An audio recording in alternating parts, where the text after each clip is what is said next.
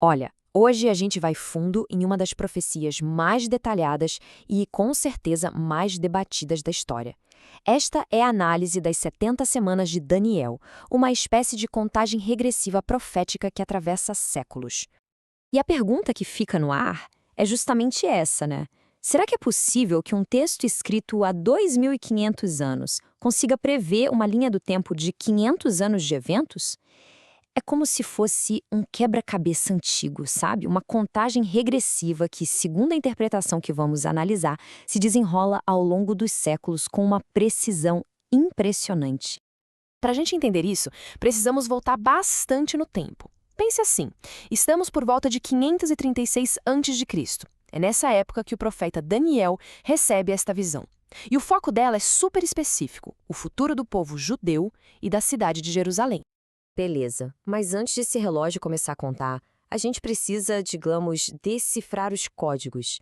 A profecia tem uma linguagem toda própria.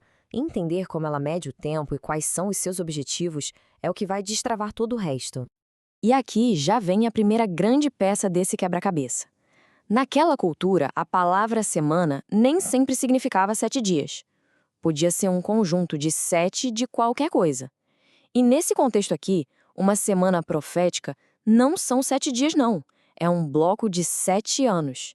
Isso muda tudo. Então, com essa informação em mãos, a conta fica até que simples, né?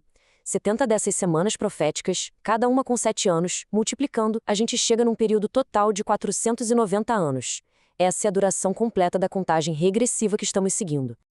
Tá, mas 490 anos pra quê? Qual o objetivo disso tudo? Bom, o próprio texto aponta 6 propósitos bem claros para a nação de Israel. A ideia era, olha só, dar um fim à rebelião e ao pecado, fazer expiação pela culpa, trazer uma justiça que fosse eterna e, finalmente, confirmar a visão e cumprir todas as profecias. É bastante coisa. Ok, tudo preparado. Agora sim, o relógio começa a correr. A profecia é dividida em algumas etapas e vamos focar agora na primeira e mais longa delas, as 69 semanas iniciais, que, fazendo as contas, dão 483 anos. Então, vamos acompanhar essa linha do tempo. O ponto de partida, segundo essa interpretação, é um decreto para reconstruir Jerusalém, lá em 457 a.C. Contando a partir daí, os 483 anos nos levam de forma bem precisa até o ano 27 depois de Cristo, que muitos associam ao início do ministério público de Jesus. E aqui a coisa fica ainda mais impressionante. A profecia não para no tempo.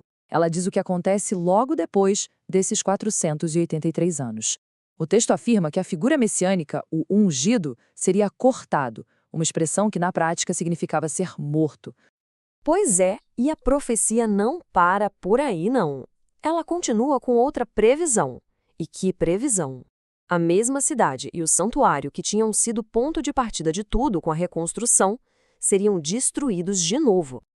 E é exatamente aqui que a interpretação faz uma conexão direta com um evento histórico super documentado. No ano 70 d.C., o exército romano realmente invadiu e destruiu Jerusalém e o Segundo Templo. Um acontecimento que, para muitos, parece se encaixar perfeitamente com o que foi previsto. Bom, e quando parecia que estávamos seguindo uma linha reta, chegamos numa espécie de reviravolta na interpretação. Porque entre o final da semana 69 e o começo da semana 70, o relógio profético para. Do nada. Surge uma lacuna de tempo, um intervalo que não é definido na profecia. Mas por que parar o relógio? Qual seria a lógica disso? A explicação que se dá para essa pausa é uma mudança de foco. Pensa assim, as 70 semanas eram totalmente focadas no povo judeu e em Jerusalém. Já esse intervalo, que ficou conhecido como a Era da Igreja, seria o período em que a mensagem se expande para incluir todo mundo, todos os povos. Então, depois dessa pausa, que já dura quase 2.000 anos, a interpretação aponta para o futuro, para o momento em que esse relógio profético vai voltar a funcionar para contar a última semana, a 70ª. E o que estaria reservado para esses últimos 7 anos? O texto descreve uma sequência de eventos bem marcantes. Primeiro, o futuro governante faria um tratado de paz de 7 anos com Israel. Só que, no meio do caminho, ele quebraria esse tratado. Depois, ele interromperia os sacrifícios no templo e, por fim, enfrentaria seu próprio julgamento.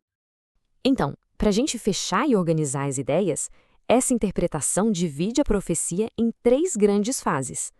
As primeiras 69 semanas, os 483 anos, são vistas como algo que já aconteceu, está no passado.